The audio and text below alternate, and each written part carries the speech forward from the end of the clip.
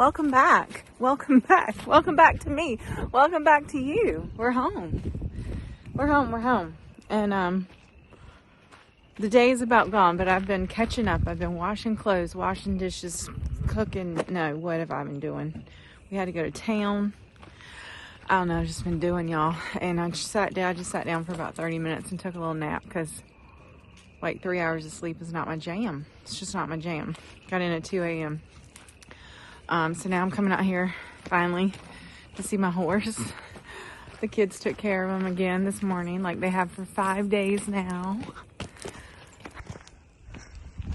What you doing? Putting it in on this welder and this big ass wire. Putting it in on the welder and the big wire. Wire's so big. A little too big for the thing. That's aggravating. I didn't want to go in the welder and change it. Oh, gosh, I hate when that happens. It's like the worst. Whew, it's windy today, y'all. All right. Oh, great. I hear Austin leaving. I'm late. Told her I was coming out there. I'm coming. I thought I heard the gate squeak like it was being shut. Yeah, it's windy today, but they had rain here. It rained yesterday. It rained the last couple of days some, so everything's a muddy mess. The horses have had to be in the stalls, which is always not super fun for cleaning and all. I hear water being filled. Okay. Yeah. I can help you because you've done everything. I'll take both of them. Where are you going? Over to Hank's down here. Oh, I forgot. Hank. What, we ran out of lime, so we had to put him in another stall. We're going the non-muddy way here, even though it's like a maze. It's a big fat maze. Oh yeah, okay. She made a little way to get in here. Hey buddy, you like your big, clean, pretty stall? No, he wants a buddy. You want a buddy. You want a buddy, sweetie boy. Hey. Oh, gosh. Ooh, look at the eye. I got it like zoomed in on his eye. That leaky eye. So I've always had a leaky eye. Oh, but while we were gone, y'all rode, you said? You rode him? Which is good. You rode him bareback? Yeah, a lot, actually. A lot, I actually. only rode him one time with a saddle. Okay, well, he needs it. Oh, man. It's good for you, Hanky. Thank you for all your help while I was gone. Tended to the house, tended to the horses, tended to Daddy, cooked him supper. Super Bowl night, she made us supper one time. sausage. Oh, yeah, what did Daddy make? Steak. It wasn't very good.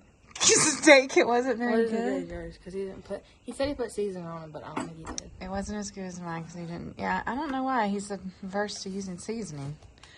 Oh, well, you know, he tried. And what'd you have? You had steak with a side of steak? Is that what you told me? Yep. So when I talked to her that night, I was like, what'd you have with your steak? And she's like, steak. Steak with steak? And a what? Leftover, like 3-day-old biscuit. A leftover 3-day-old biscuit. Oh, well, that's all right. It's okay. It's okay. It's okay. That was food. That was sweet. Oh, sweetie, Hanky's a big teddy bear. We love you, Hanky. He's so clean. My horse is not clean now, is that right? He is? Dirty. He's dirty. Yeah. Okay, let's go see Rip. Hey, Seven, how are you? Hey, Rippy baby, how are you? How are you? I missed you, baby. I heard you got out this morning. Wesley left the gate open while he was feeding him, and he snuck out. And he rolled. And he got muddy. All right. And we're back. We're back for morning chores and feeding. That is one hungry boy right there. He's almost done with his milk. And then he's going to go live over at the corral and get fed and get out of this stall. Are you hungry, Rip? We're going to feed you, clean your stall, and put you out for the day. You ready to go too, aren't you? No, I'm just ready for my breakfast. I love my food so much. Y'all, he loves his food. It's your favorite thing. I hear you, Hank. Do we have any shavings? Yeah, they're over here. Oh, okay.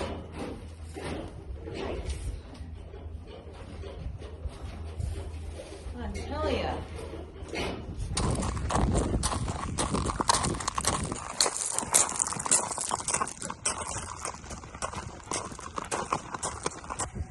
Ooh, how fast can they roll?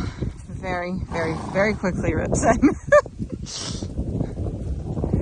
Hank said, I'm just going to get some grass. Thank you.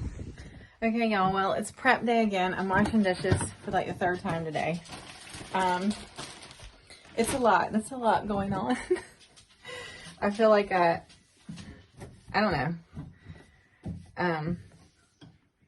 I don't know exactly how to put it other than kind of like I said a couple weeks ago, I'd be running a marathon. That's what we're doing. We're entering the last leg of the marathon. So I made it through the 5 days gone, and then home for like 48 hours. And ooh, doesn't that sound good? Do you want to listen to that draining? No, you really don't. And then in the morning, I leave early and head to my dad's and pick up him and my stepmom and drive us to Florida for my uncle's celebration of life service this coming weekend. So that's what's going on. I just haven't been home. So trying to like get back and restock. Going to the grocery store tonight. Went last night, going back tonight. I can't get it all figured out, but there's grace for it. My family's been very good. They've been so good. The kids have helped so much while I was gone.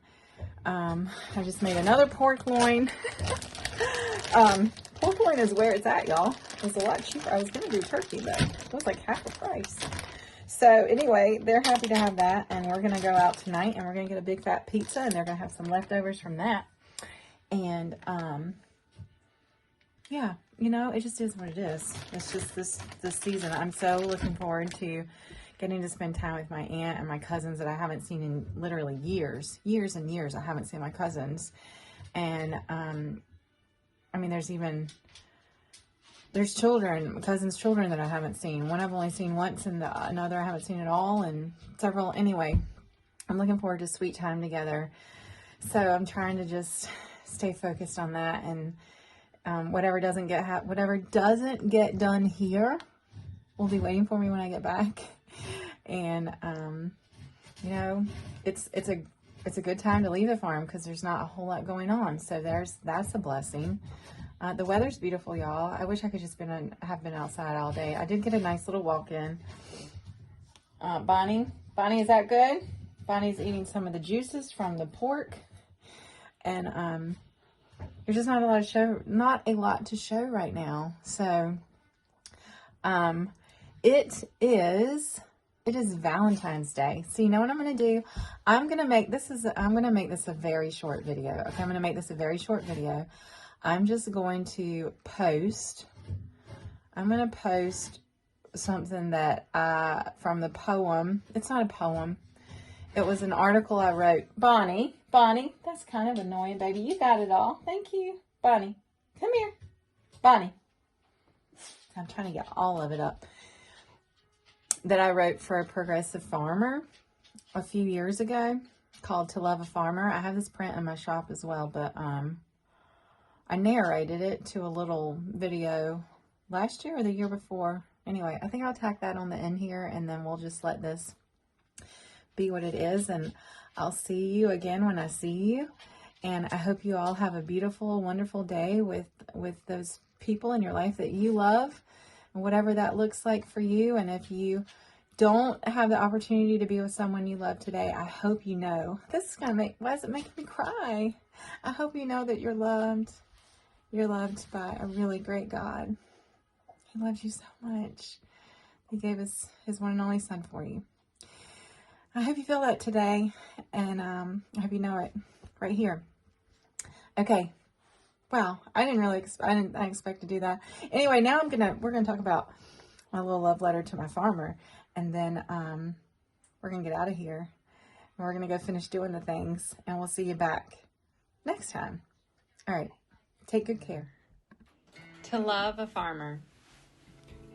Being a farm wife has taught me a lot about life and even more about love.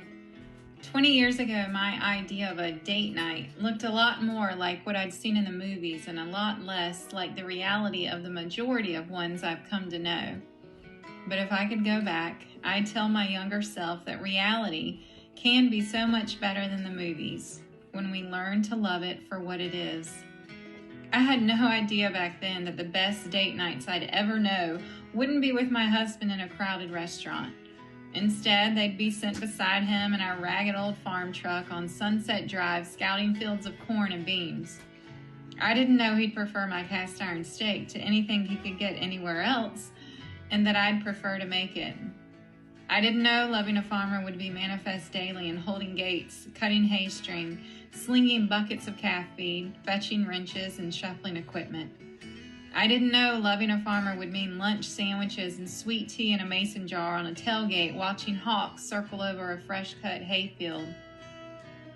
I didn't know loving a farmer would include shared tears over flooded crops and fears over crashed cattle markets. I didn't know loving a farmer would mean saying yes to learning and conquering new things when my mind would say, no, you can't. I didn't know loving a farmer would be so hard at times. And he didn't know loving me would be so hard at times either. I also had no idea I'd love this life and my farmer more every day for all he and we pour into making it all work together. Loving a farmer is one of my greatest joys, and being loved by a farmer is one of my greatest gifts.